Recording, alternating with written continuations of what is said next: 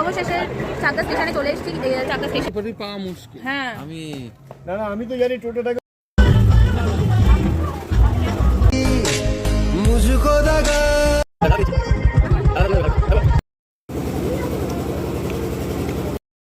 Hello guys, welcome to my channel. So আশা করছি তোমরা সবাই খুব ভালো আছো। তো আজকে আবারও বিয়েবাড়ি পড়েছে।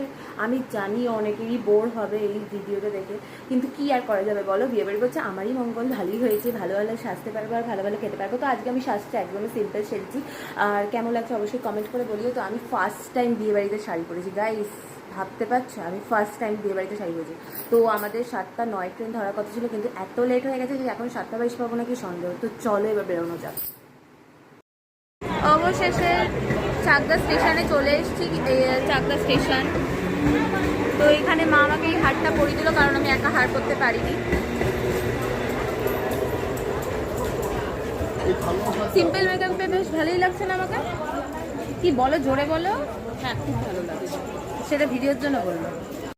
চলো, ট্রেনে উঠে পড়েছিলাম। তো ফার্স্ট টাইম লেডিস কম্পার্টমেন্টে জায়গা পেয়ে আমার তো খুবই ভালো লাগছিল।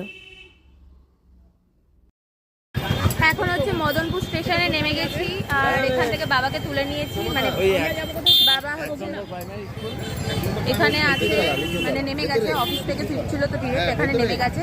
আর আমি আর মা চাকদা থেকে ট্রেনে করে এলাম। তো চলো এবার অটোয় উঠবো বা টোটো করে দেখি যাওয়া যাবে।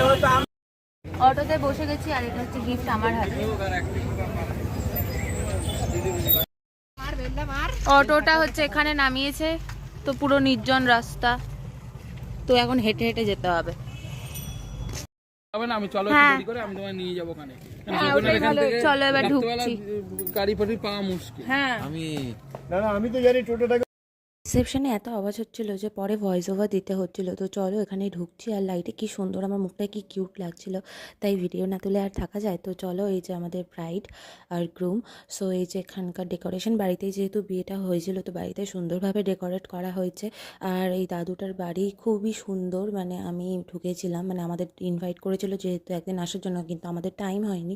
তো আমরা ঢুকে এই যে দেখো কি সুন্দর ঝাড়বাতি দেওয়া ঘরের মধ্যে, আমার তো মানে খুবই ভালো লাগছিল, এত সুন্দর ওয়েল ডেকোরেটেড মানে সব বাড়িটা পুরো।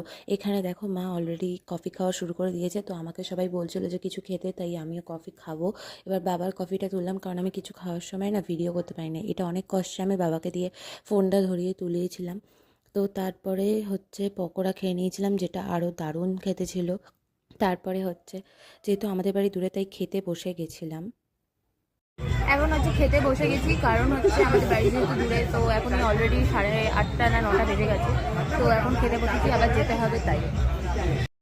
তো এবার তোমাদের সাথে মেনুটা শেয়ার করে দিলাম। তো এখানে বাবা বসেছিল আর এই আন্টিটা বসেছিল। এই আন্টিটাও একজন রিলেটিভ, কিন্তু আমাদের রিলেটিভ না, মানে সেই দাদুটারই রিলেটিভ। তো সকাল মানে শুরুর থেকেই দিয়ে দিয়েছিল ফিশ কাটলেট, দেন হচ্ছে কড়াইশুঁটি কচুরি আর পনির চানা, মনে হয় এটাকে বলে, চানা পনির না কিছু সামথিং, কিন্তু দারুণ অসাধারণ খেতে ছিল।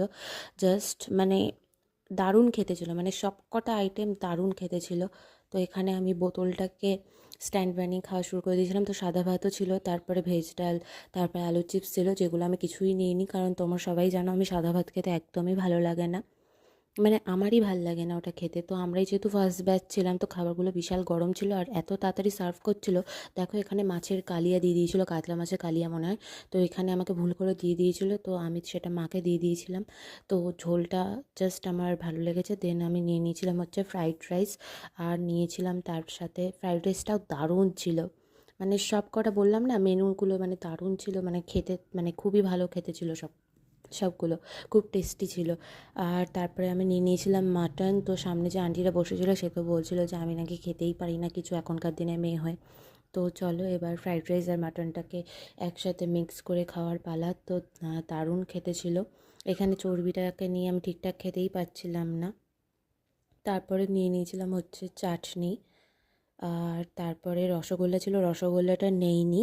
আর ছিল লট চমচম, যেটার ক্লিপটা দেখে নাও। লট চমচমটাও দারুণ ছিল, কিন্তু আমি পেছনে উল্টাতে গিয়ে দেখলাম যে পুরো খাবারের যে ঝোলগুলো সেগুলো লেগে গেছে। তো আমার তো এগুলো একদমই ভালো লাগে না, এত তাড়াতাড়ি সার্ভ করছিল যে মানে কি বলবো, মানে নিমেষের মধ্যে খাওয়া শেষ হয়ে গেল, 15 মিনিটও লেগেছে নাকি সন্দেহ। তারপরে হজমলা দিয়ে দিল আর সাবান জল দিয়ে দিয়েছিল। তারপরে আমি তো রিগ্রেট করছিলাম যে এই ফুচকা খেতে পারিনি, কারণ আমি অনেক দিন ফুচকা খাইনি। তো বাইরে তো ফুচকা অনেকেই খাই, তো এখানে আমি কাণ্ড করেছি, ফার্স্টে আমি ভ্যানিলা আইসক্রিম নিয়েছিলাম। তো মা, আমি এতদিন দুটো আইসক্রিম খেতাম, আমার মাও এখন আমাকে দেখে দুটো আইসক্রিম খাচ্ছে, আমি ব্যাপারটা বুঝলাম না। মা নিয়েছিল ম্যাঙ্গো, কিন্তু মার ম্যাঙ্গোটা ভালো লাগেনি বলে মা আবার সেকেন্ড অ্যাটেম্পটে হচ্ছে ভ্যানিলা নিয়েছিল। তো এই যে আমি ভ্যানিলাটা নিয়ে নিয়েছি অলরেডি। তো আমার মানে আজকাল রিসেন্টলি আমার সত্যি ভ্যানিলাটা খুবই ভালো লাগে, মানে আমার ফেভারিট হয়ে গেছে ভ্যানিলা ফ্লেভারটা। তো এখানে আমি অলরেডি আইসক্রিম খাওয়া শুরু করে দিয়েছি, আর এখানেই দেখো মেন টুইস্ট, আমি দুটো একসাথে নিয়ে নিয়েছি। এটা ছিল ম্যাঙ্গো আর ভ্যানিলা। তো একবার ভ্যানিলাকে টেস্ট করছি আর একবার হচ্ছে ম্যাঙ্গোকে টেস্ট করছি। তারপরে আবার বেরোনোর সময় নিয়ে নিয়েছিলাম হচ্ছে চকলেট ফ্লেভারটা, মানে আমি 3টে আইসক্রিম খেয়ে নিয়েছি। মানে আমি মেন কোর্সে যত না খাই, আমি আইসক্রিম বা স্টার্টার বেশি খাই। তো এখন হচ্ছে আমরা বেরিয়ে গেছি, অলমোস্ট 10:45 বাজে। তো টোটো করে এখন স্টেশন যাচ্ছি। এখন অলমোস্ট 10টা বাজে, তো এখন মদনপুর স্টেশনে চলে এসেছি। রানাঘাটটা আসছে, ট্রেনটা যেহেতু লেট করছে তাই ওটাকে পেয়ে যাচ্ছি। তো বিশাল ট্রেন লেট করে, যেটা এখন ঢুকছে ট্রেনটা, তো উঠবো। সো ফাইনালি গাইজ এখন বাড়ি ফিরেছি, প্রায় 10:30 বাজে আই থিঙ্ক সো আজকে হচ্ছে বেসিক্যালি ছিল আমাদের গাড়ি, মানে আমাদের গাড়ি যে দাদুটা চালায়, মানে যে ড্রাইভার দাদুটা চালায়, তার ছেলের বিয়ে ছিল আজকে। রিসেপশন ভিডিও, মানে সেটারই ভিডিও করেছি, তোমরা দেখলেই বুঝতে পারবে। তো আজকে হচ্ছে রিসেপশনের জন্য আমাদের ইনভিটেশন ছিল, বিয়ের দিনও ছিল, কিন্তু বিয়ের দিনে আমরা কেউ যেতে পারিনি, কারণ আমার বাবার হেলথটা খুব ভালো, মানে খুব একটা ভালো ছিল না। সো আজকে রিসেপশানে না গিয়ে মানে আর পারা গেল না। তো এখন জাস্ট বাড়ি ফিরলাম। তো চলো, ব্লগটা এইটুকুই। ভিডিওটা ভালো লাগলে অবশ্যই লাইক, শেয়ার আর সাবস্ক্রাইব করে দিও। আর হচ্ছে keep supporting. Thanks for watching.